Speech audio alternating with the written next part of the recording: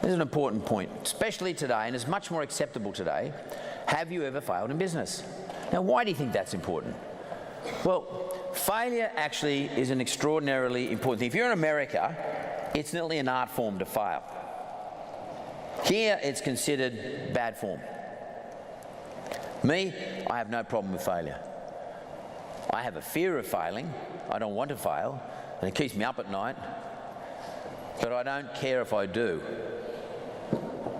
Now, Kerry's second question to me was, son, have you ever failed in business? Now, what sort of due diligence questions do you think that is? I mean, that's not something you would never get asked by a lawyer. It's not something you'd ever get asked by the accountants. It's not something you're ever going to get asked by the management consultants. Have you ever failed before?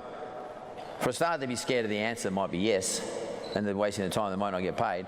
But Kerry wanted to know that. Now, I did not know Kerry Packer was counterintuitive as a person.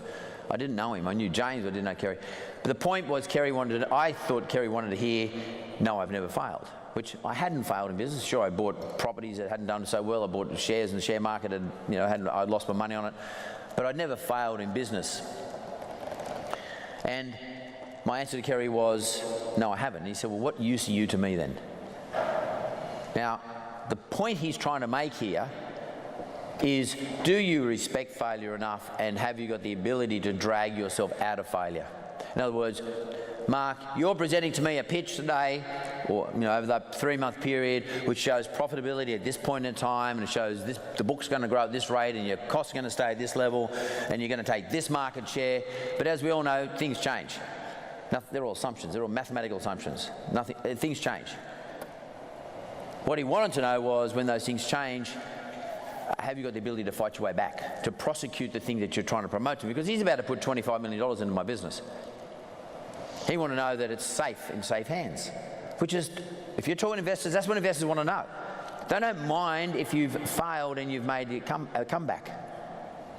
Failure no longer is a bad thing. It's nearly a badge of honour that you've been able to do it. I'm not saying you failed in a bad way. You don't want to be a serial failure.